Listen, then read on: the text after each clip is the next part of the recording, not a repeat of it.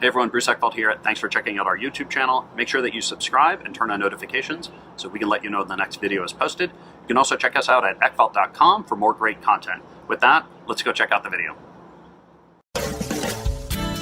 You're listening to Scaling Up Services, where we speak with entrepreneurs, authors, business experts, and thought leaders to give you the knowledge and insights you need to scale your service-based business faster and easier. And now, here is your host, business coach Bruce Eckfeldt. Welcome, everyone. This is Scaling Up Services. I'm Bruce Eckfeldt. I'm your host. Today, I'm here with Matt Criticos, who is co-founder of Worldwide 101, and we're going to find out a little bit about their company and the work they do in staffing and kind of the unique model they have. And we're going to talk a little bit about their history, how they started the company, how the growth has gone. We're going to learn a little bit about what's worked and what hasn't. And we're going to have a chance to hear from one of the experts, so one of the co-founders here. So Matt, welcome to the program. Thanks, Bruce. It's great to be here. Thanks for having me. Yeah, it's a pleasure. Why don't we start? I always like to start by having guests just give a little bit of a history. So how did things start? What was the founding of Worldwide like? How did it start? Why did it start? And how did you get into it? What's your background? Yeah, sure. So my wife and I founded the business. We started late 2010. Well, the story sort of begins with us going back to Europe for Christmas. We saw our family there. We'd been working in the States for 20 years, hadn't seen our family for a few years, and thought to ourselves, gosh, everyone's looking a bit older. We need to start thinking about coming closer to home. And so at the end of 2010, we basically packed ourselves up, moved back from the US to Europe, and it was the beginning of a new chapter. It was an opportunity, obviously, for us to sort of recreate our situation and build something that would really work for us, both on a sort of personal level, where we lived and how we sort of lived our life, and also the work we did. So that was sort of the inspiration and genesis for beginning something new. Got it. And what was the original service? Like, what need did you see in the market, and what problem were you trying to solve, or what need were you trying to fulfill? Yeah, I mean, what originally happened is, as you probably know, beginning of 2010, it was a very sort of hot time for freelancing. Yeah. So Sandra, my co-founder, I have diverse skills. I come from a marketing, communications, and web background. She comes from an operations and HR background. We started freelancing, and both of us share a sort of real passion and real commitment for excellence and doing a great job and having really happy clients out of it. And those clients started sharing with their friends, and it was working really well. And we reached the point where we literally could not do it ourselves anymore. We couldn't keep providing these services personally. And so we started bringing on a team with similar values to us that had that passion for service and for high quality results. And so really had a life of its own. It was really sort of organic. In fact, founding the company itself was almost an afterthought. It's suddenly we had to start paying people. We needed a bank account. So we founded the company. But, up until then, it was really just about offering great services with passion and trying to do a great job. Yeah. So you mentioned bringing on people with values. So how did you go about deciding who to bring on? So I think that's one of the huge challenges that most companies have. How do you choose? How do you find the right people, and how do you select them, and how do you recruit them? A very good question. And it's definitely been an iterative process that we've learned a lot over the years. When we first started out, it was bringing on people as fast as we could and really focusing on skills. Yeah. And then we realized that just wasn't enough. It wasn't enough to just focus on skills, and that values and culture are, for a services business particularly, absolutely vital. In fact, it's the bedrock of the business, because it's all about people. It's all about relationships. It's through your people that your company's life force sort of flows. So, after a few, sort of bad experiences early on, where we've made some horrible mistakes, horrible hiring mistakes. In fact, my founder tells the funny story about one of our team who sort of disappeared on us, and later we saw pictures on her Facebook page about a wild weekend in Las Vegas when we thought she was in hospital with a kidney problem. So those sort of experiences made us realize very quickly that we needed to, one, be very clear about our values ourselves and articulate them for ourselves so that we could then look for those in our hiring process. And so, we've done a lot of clarifying what's important to us And one of the main things really is about having people who share that quality of really wanting other people to succeed. Yeah.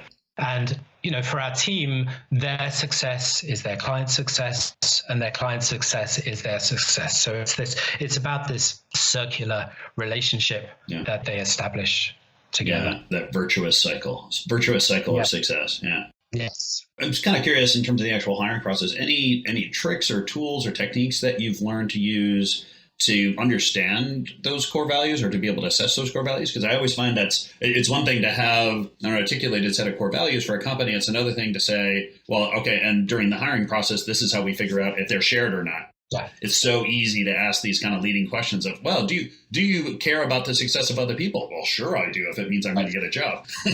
How do you do that? Exactly. Well, exactly. I mean, one of the for example, that point that, we just talked about, which was, looking for people that are looking for others to succeed. So if you ask them a question like something like, so what does success look like for you? Someone who's really into themselves is going to talk about themselves and how great they are and all of those kind of things. Someone who's really interested in other people's success is going to talk about their team. They're going to talk about their clients. They're going to talk about how they work together, how they collaborated. So we're looking for that kind of evidence that they have those qualities. Yeah, I like that strategy of kind of asking them a neutral question about background or, what was the best experience you had professionally, and then seeing what are they talking about? What is the focus of the conversation? Is it them and how great they did? Was it the team and what a wonderful job that they did for the client? Good strategies. Exactly. The other thing that's important for us, we really see the whole process of recruitment from start to finish. It's like you're not just on during the interview, you're on during the whole process. So it's about the replies to the emails that we send out. Yeah. Are they responsive? Are they polite and really friendly in their responsiveness? If there's a situation like maybe a meeting has to be rescheduled or something like that, are they gracious in the way they respond to that? So it's all, they're the little examples of how they act in real life. Yeah. Through the recruitment process, which really kind of shows. I had a client for a while that they intentionally would reschedule an interview to see how the candidate would handle it. And they would intentionally make them wait for, I think they had 30 minutes. They made them wait for their 30 minutes for the interview because they wanted to see how does the candidate respond to these kind of situations? Because that was something that was really important to them. Yeah. Yeah. It's interesting that the sort of strategies you can use in the recruiting and hiring process to tease out some of these things. And it's always a challenge because you kind of err on one side or the other. You can have false positives or false negatives, and which do you want? Would you rather hire somebody that maybe wasn't the best, or do you want to exclude a candidate that would have been a great hire? And figuring out that balance is key. Yeah. So in terms of the kind of the services, the companies you're working with now, who is your core customer? Who's your target? Well, how are you helping folks with your people? So you've got these great people. What is the actual engagement model for you? Well, it really varies. We have a big segment of customers that are solopreneurs, and they're solo operators who don't have a team, who don't want a team. They're an expert in their subject matter and are looking to draw in other people to help them with whether it's marketing or administration or project management, something like that. So if you want to get on a great team member for the long term, you basically have to establish the kind of relationship that can go on for the long term. And for most people, that's employment.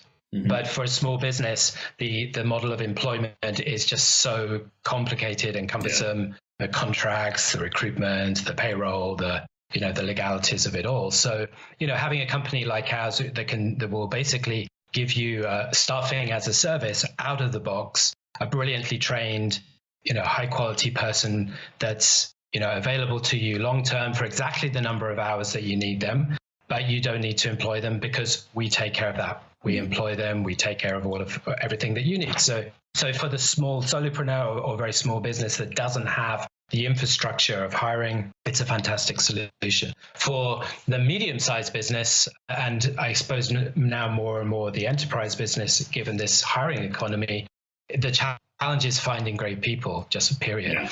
And particularly finding people locally. So that's where we come in because we're remote. For a business looking for someone non-local, if they want to hire someone, say they're in New York, they want to hire someone in California, or somewhere else. For them, that's a pretty complicated process because it means establishing in another state, all of the complex legal complexities, tax complexities of doing that. And so, we're opening up a whole new audience of potential people working remotely that they basically can't get to unless they're willing to go through all of the complexities of doing that. Yeah. So it's sort of facilitating a relationship or an engagement with talent that you otherwise either is too burdensome or you just can't do practically.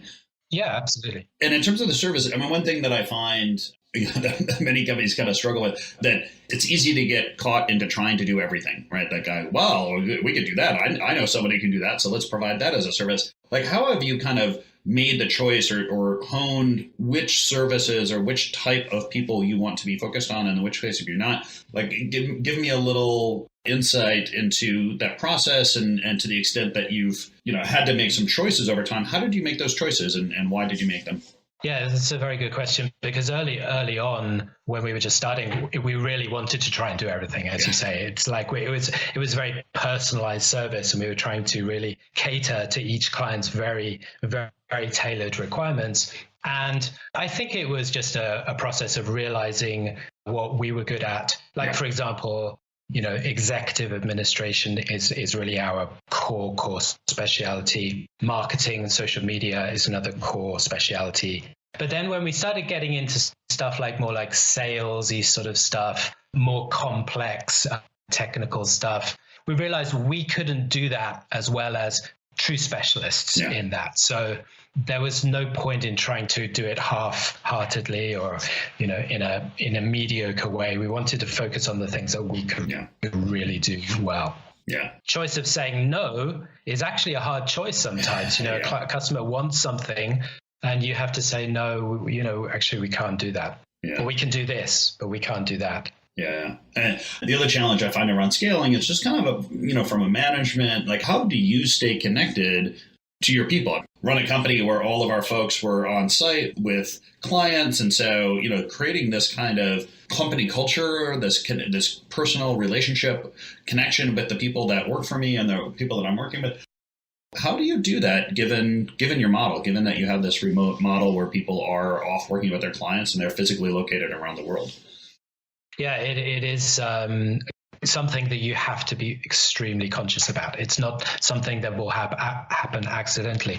Obviously, when you are in the office, you've got that sort of body language, you've got that whole thing going on, a sort of bonding that happens, which doesn't happen remotely unless you make it happen. So for us, it's really, Zoom, Skype, these video conferencing tools are really our main the main software we have, we're using constantly, because whenever we're speaking to our team, we're trying to get that face time so that it is very much like being together. And we really take every opportunity to really talk just like you would if you were in the office. Have a water cooler. We have a Slack channel which is our water cooler, and we post our Halloween photos and try and guess who your colleague's husband was dressed up as, last week, and those kind of things, which keep it personal, which keep it, and obviously on a professional level, it is very much about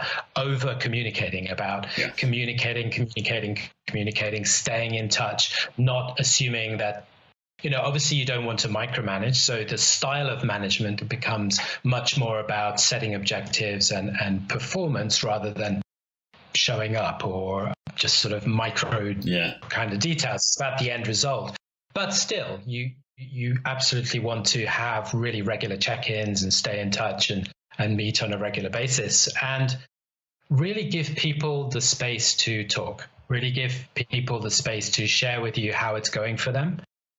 Because, sometimes in the rush of operations and getting things done, and, it doesn't always come out. So you need to give people the space to really share if they've got a niggle about something or if there's a concern about the way something's working, so that, people feel that they have the space to really to share with you what's going on and you can address it straight away. I had a company, we had working with a team that was all remote.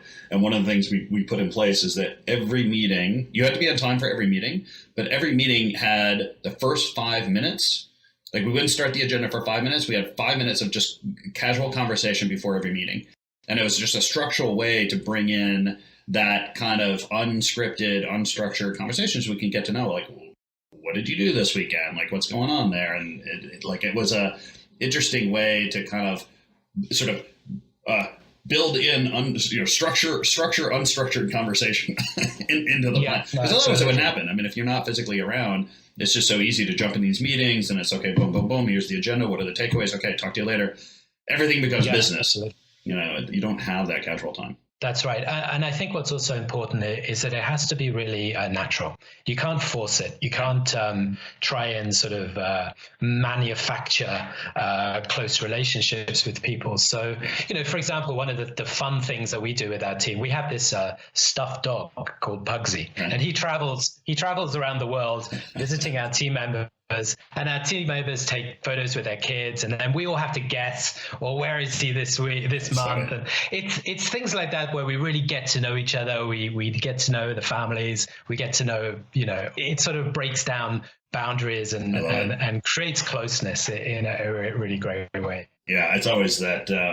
Do I really appreciate the other people on my team as people and the lives that they're in and everything that's going on? Because it's tough. If I just see them as a resource, if I just see them as an email address or an employee number or a phone number that I'm calling or texting, it's easy to not appreciate and not treat people with kind of respect or with kind of the personal care that you really need to, and especially in service-based businesses. That's absolutely true. So talk to me a little bit about the clients who you've kind of honed in on some of the services. You mentioned that, a lot of solopreneurs, small companies, a little bit in this mid-market now. I always find just like staff, just like people that you want to hire and do they fit core values, that goes true with clients as well.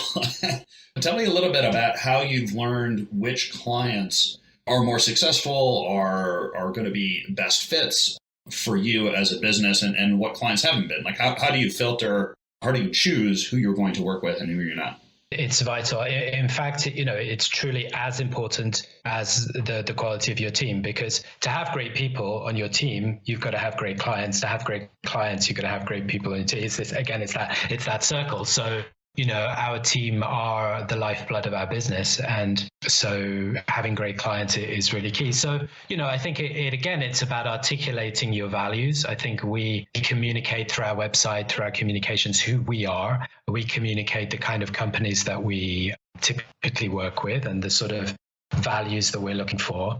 So there's a sort of pre-selection that happens there in terms of customers. And then, during the lead process, during the sales process, we're listening very carefully to who clients are, the way they're speaking, the way they are likely to relate to their right-hand person that we're going to be supporting them with. Mm-hmm. It's really listening out. It's the hardest thing to tell someone that maybe this won't be a great fit. And it's always a very delicate situation that requires a lot of diplomacy. Yeah. It doesn't happen too often, to be honest, but it has happened. Yeah. And in terms of how, once you do find the right prospect, the right customer, talk to me about onboarding, because I think particularly when you're dealing with this kind of fairly intimate service, right? These people are working, your folks are working fairly closely with your clients. How do you onboard? How do you train? How do you build that relationship so that that's going to be a successful partnership for you and for the client? Yeah, I mean, it's absolutely critical. If you want a long-term relationship with someone, that relationship has to be set up correctly from the very beginning. And actually, it's how we as a company differentiate from many other people in sort of similar markets, which is that we do really pay an inordinate amount of detail to the match between the client and the team member. So most of the other companies, virtual assistant companies that we sort of used to be moons ago, are basically just giving someone the next available person. Yeah. It's pretty hit and miss as to whether it's going to work out. So instead, what we're looking for is a skills match, But two, very much a personality match, because you're going to be working closely with this person. You've got to get on with each other. You know? If you don't want to work together, if you don't hit it off, it's just not going to work. You know, and different clients want different things. You know, some clients are very sort of creative, and they want someone who's very structured. Who can kind of help keep them in line. You've got other people who are very structured who want someone more creative. You've got different clients who are looking for different qualities in their team. And that goes beyond skills. That's more about their work style or their personality. So we go through this very tight matching process, and then clients meet their team before. And in fact, both of them have to choose to work together. So the client they meet each other. The client says, yes, I want to work with her or him. And our team member says, yes, I want to work with him. So it's a mutually agreed relationship. And we find that by doing that, I know it sounds maybe a little odd, but by doing that, clients actually in the long run end up with someone who's really committed to their success because they've chosen to engage and to work on it. If they're not really into it, if they're not really passionate about it, it's not going to happen. So. I like that idea that it's a double opt-in. Both sides have to say yes. So you mentioned a couple of tools, but I'm kind of curious, given your model and your situation in the context of being remote with your team members, you mentioned Slack. What else, or even how you're using Slack, but what other tools are you using to connect folks, to manage process, manage communications? What have you used? What is out there and that is now critical to operating the company and making that work? Yeah, I mean, obviously Slack, Zoom, as I mentioned, Skype used to be, Skype becoming less now. I think one of the key ones is some sort of project management tool. So whether that's Asana or Basecamp, something like that. But then really the heart of our business is Google and G Suite. Mainly one, because it's extremely easy to work remotely in that way, but also because, a significant portion of our clients are on the same system. So it makes sharing and integrating extremely easy across the board. So, sometimes, people ask, what are you using as though there's some like magic tool you've got.